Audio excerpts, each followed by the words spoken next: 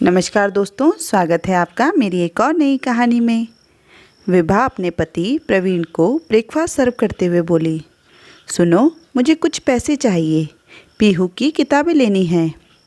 खर्चे की बात सुनकर प्रवीण का मुंह बन गया और वह फटाफट अपना ब्रेकफास्ट फिनिश करने लगा। तुम्हें हर महीने खर्च के लिए पैसे देता हूँ, मगर उसके बावजूद भी तुम हर वक्त पैसे मांगती रहती हो। अभी 1 तारीख को ही मैंने तुम्हें 25,000 दिए थे, उसी में से पीहू की किताबें भी ले आओ। मगर प्रवीण, वह पैसे तो तुमने महीने के घर खर्च के लिए दिए थे, उसमें भी कुछ ही रुपए बाकी हैं। अभी दूध वाले और किराने वाले का भी पैसे देने के लिए पूरे नहीं होंगे, फिर उसमें से पीहू की किताबें कहाँ से लाऊं? विभा ने कहा, तुम तो आजकल हाथ खोलकर पैसे खर्च करने लगी हो।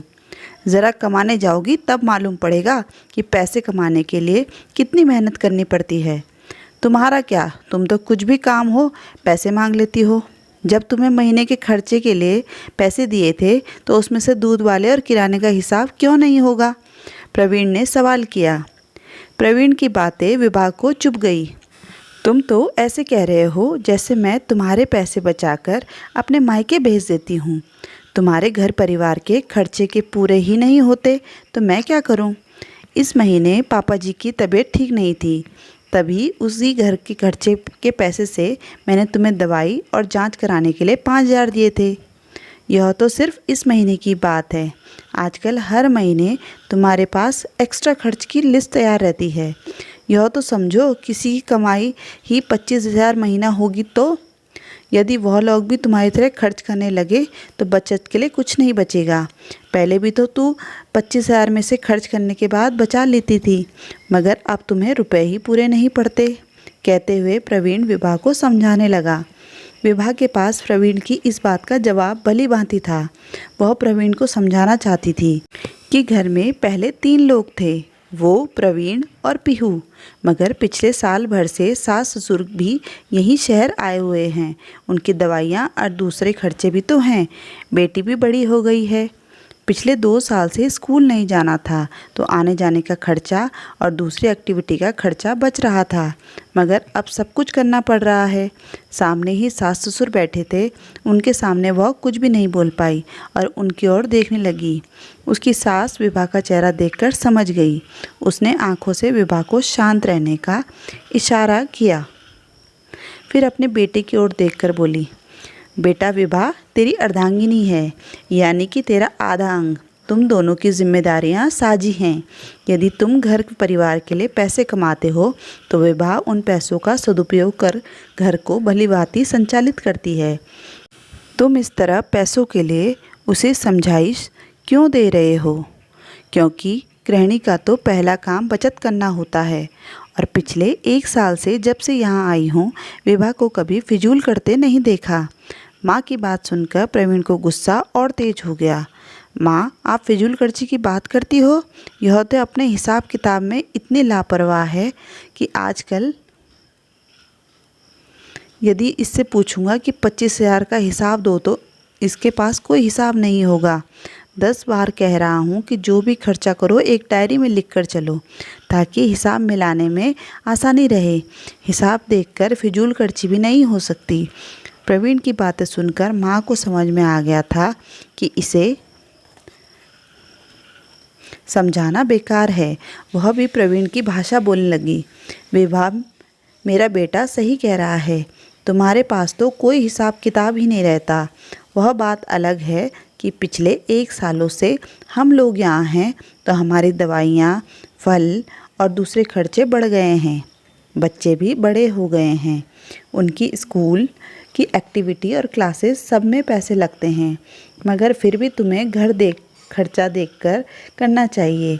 अगले महीने से तुम प्रवीण से महीने के खर्च के पैसे नहीं लोगी। विभा, माँ जी, यदि पैसे नहीं लूँगी तो घर खर्च कैसे चलेगा? माँ विभा की ओर देखकर मुस्कुराने लगी। घर का खर्च प्रवीण देखेगा, वह तुमसे बेहतर तरीके से घर चला सकता है। तुम्हें किसी भी खर्चे की ज़रूरत हो तो प्रवीण से मांग लेना। प्रवीण को समझ ही नहीं आया कि उसकी माँ उसे समझाने के लिए विभा के साथ मिलकर खेल रही थी।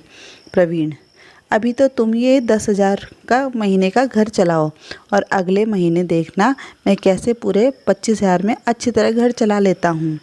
महीना शुरू ही हुआ था कि प्रवीण घर खर्च के नाम पर परेशान होने लगा था। कभी यह खर्च तो कभी वह खर्च। ऊपर से विवाह को नीचा दिखाने की सनक महंगे से महंगे फल सब्जी भी आने लगे। 2-4 दिन तक तो भली भांति चलता रहा, मगर फिर प्रवीण को खर्च के नाम पर चक्कर आने लगे थे। 10 दिन में ही वह आधे से ज़्यादा पैसे खर्च कर चुका था। अचानक माँ के डॉक्टर ने कुछ ज़रूरी जांच कराने को कह दिया, तो डॉक्टर का खर्च और माँ के चेकअप में पूरे पैसे खत्म हो गए थे और अभी 15 दिन बाकी थे। प्रवीण को अपनी गलती का एहसास हो गया था। वह विभा से माफ़ी मांगने लगा।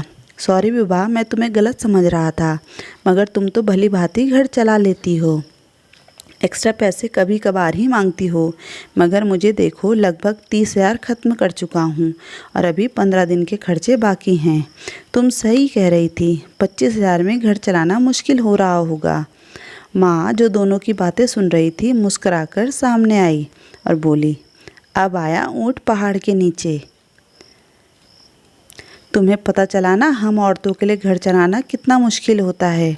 तुम मर्द केवल पैसे कमा कर आते हो और घर हम औरतें बनाती हैं।